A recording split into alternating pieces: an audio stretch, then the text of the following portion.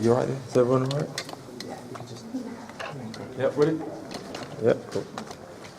Okay, Wladimir, first you had David Haye and then there was Derek Chisora, now we've got Tyson Fury. You must think all British boxers are mad.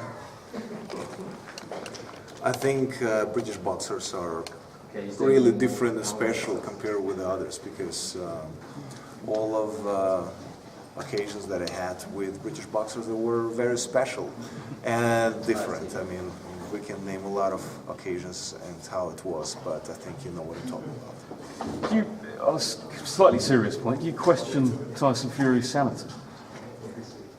Well, I think that he's an insecure person inside, and everything what he brings on outside has to do with, in a certain way, who he is, and the other way, covering of his insecurity, and I've learned it in the past, and I've seen it in him as well.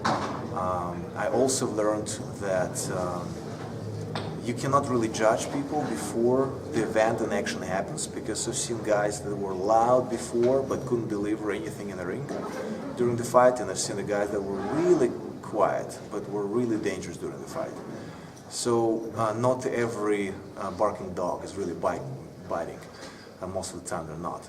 So considering his entertainment talent, whatever he has, and I said to Tyson Fury after especially today's appearance, he appeared in the mask of the Batman and was wrestling with the Joker and all of the theater. I thought I'm sitting in the theater watching Shakespeare here. I honestly got entertained. But on the other hand, I think that I can make Tyson Fury a better person, and he was actually visiting a doctor today and he got certain treatment. And the treatment will continue, and I can change him to a better person, that he can learn how to behave himself, how to respect the elders, and much more. And I think the best treatment is going to be done in the final on the 24th of October, when we're going to face each other in Düsseldorf and fight each other. I mean, boxing at the end of the day is a business. This stuff today will sell tickets in the strange way that boxing works. He's kind of your best friend at the moment, isn't he? He never was my friend. But in terms of making you money? He is involved in the promotion, and you're right about boxing in a certain way. It's entertaining, but it's really serious business. And on 24th of October, we're going to face each other, and there's only one way to win the fight. You need to conquer the other boxer, and you're doing it not with words, as it was done here at the press conference. You're doing it with your fists, and you really mean it serious. So whatever you can say about boxing is a part of the show to sell the tickets or make more people to watch it. Some of the guys mean it, genuinely mean it, what they're saying, some others acting. But all of this is going to be done, and there is a fight on 24th of October, and it's going to be serious. Unfortunately, there have been some accidents in these full contact sports, which are not fun. It has to do anything to do with the show. It's a serious business with serious consequences during the fight or after the fight. Could be. Lots of fighters have tried it with you, Wladimir, not just British fighters, American fighters, Russian fighters, tried to trash talk you. It never seems to faze you. Why do you think they continue to do it? Well, I cannot speak for them. I'm wondering sometimes, it's like, what is going on with you guys? I mean, you should eat something, or I don't know.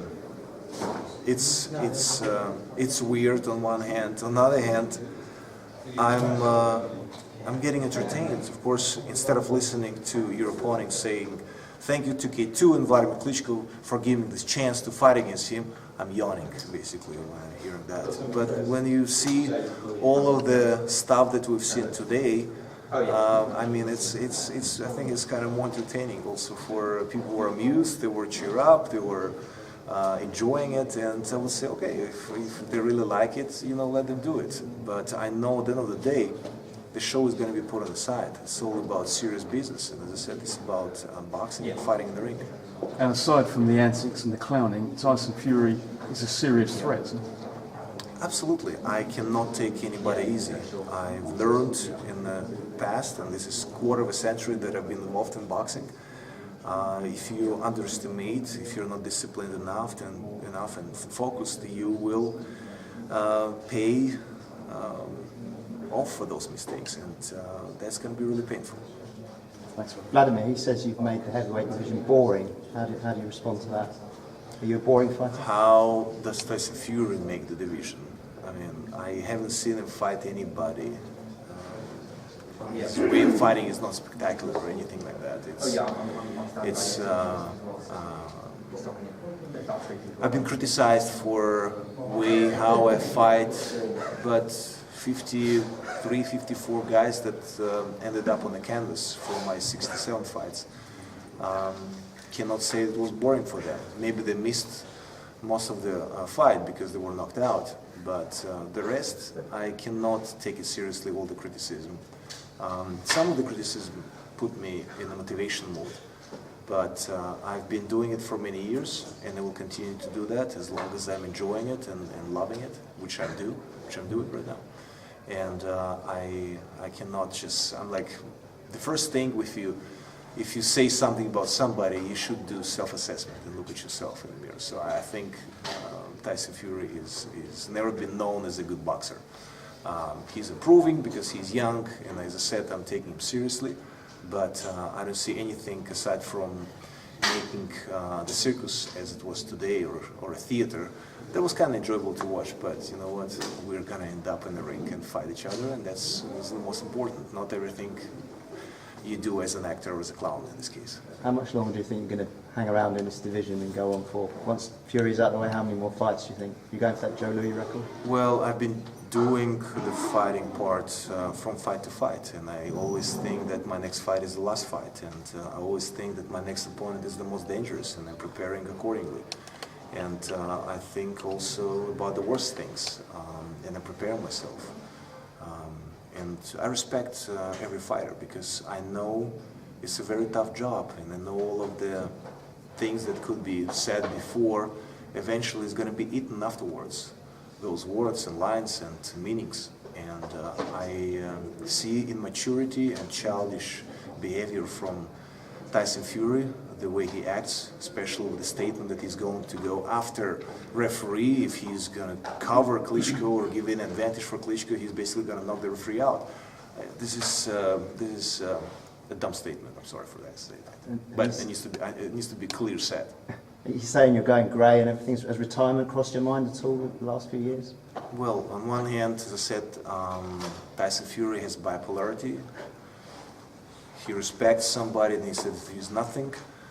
He's basically fighting an old man with gray hair, but why is he preparing for 3 months already? So he must be really insecure in what he's saying and actually action inside and what he's doing. So I think that he really doesn't know who he's going to fight, how that's going to be. And there is a lot of insecurity that needs to be covered with the statements that he did done today as well at the press conference. Vladimir, you mentioned motivation a short while ago. Nearing the end of your career now and moving up against a difficult fighter, would you say you're more motivated than ever because you spoke at length? You're training 4 times a day now for this fight. Well, I definitely making myself motivated for every fight. It's going to be challenging as well, and as I said, it's better be dead than a second. Maybe it sounds kind of strange, but that's the attitude as an athlete you have to have, and because you need to go beyond your limits, and sometimes during the fight you need to take those qualities and use them, because it's always going to get difficult in a fight, always, and you have to show the other man that is across of you that you're better, faster, stronger, not just physically but mentally as well. It's great art of sport that I'm doing and we're involved in, and that's why it's called for a reason, sweet science, because it is enjoyable and it's sweet. Vladimir, when you first heard that Tyson Fury said that he'd retire if he lost to you, what were your thoughts? My thoughts, I'm going to give him a job at Cirque du Soleil, and I think he's going to be really successful with that as a clown. It's a compliment, and I'm using clown as an abusive way. He took it abusively, and he said he's going to fight me if I call him a clown one more time. I called him clown one more time, but nothing happened. I think that he needs to. It's it's a therapy time for Tyson Furys, so he's going through this experience that he's collecting, and I'm sure I'm gonna make him a better person. I said it many times at the press conference and previously, and I'm on a mission. He was visiting a doctor, and I'm giving him a therapy, and the therapy worked well with other fighters, and it's gonna work well with Tyson Fury as well.